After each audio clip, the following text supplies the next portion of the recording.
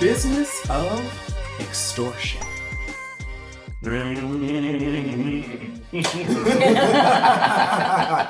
So recently, Kevin Spacey was found not guilty of sexual assault. And that can mean many things. Like, there was the Bill Cosby situation where he's now out of jail. And, there's a whole Me Too air right now. The climate of everything right now is very Me Too, very everybody's doing something wrong. Everybody's so sensitive, and like it's such a weird and interesting time now. So my question on this is, for this Me Too movement, are people really having these experiences, or are these people out for a cash grab?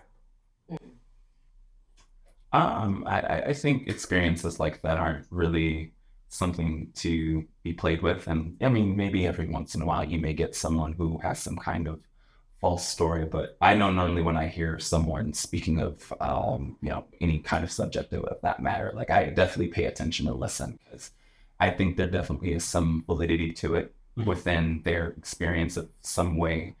I don't think people are really out here for a cash grab like that. I think something like that is way too serious, and sometimes isn't really taken very serious in like the court of law, when if it does happen to get to that point. I feel like this is pretty valid for most that are speaking out. To play devil's advocate, before I want to get your take on that too. Sure. Let's think about the Amber Heard situation. Amber Heard, that was Johnny Depp. Johnny Depp. Yeah. And Amber Heard where she was doing nothing but lying. doing the most, the leopard print most. Well, I mean, and then she also is a Hollywood actress. So, that's a tough one. It's just like what happened with the R. Kelly thing, for example. If we're talking about, this extortion, they made a Netflix special out of it.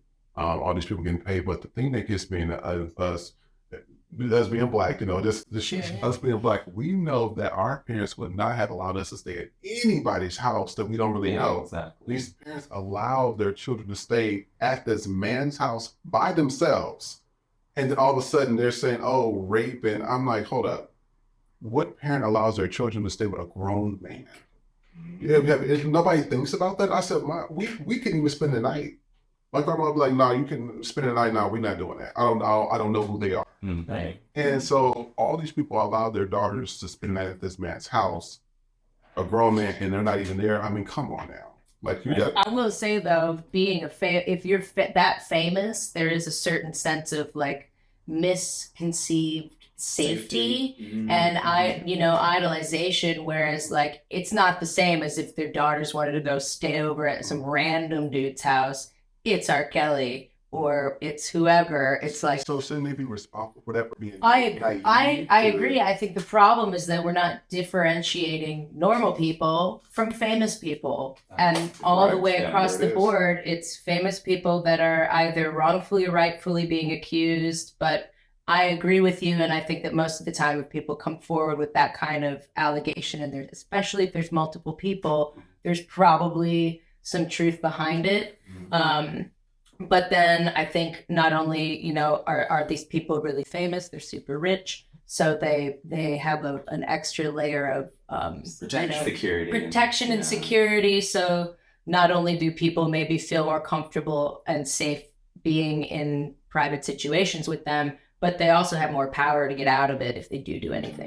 Tagging on that. So are these perps just hiring good lawyers to get out? Absolutely. Everybody does. You always want to hire the best lawyer that you possibly can. The best line lawyer ever. Right. That's what you're paying for, right? Right. Get me off. That's, yeah.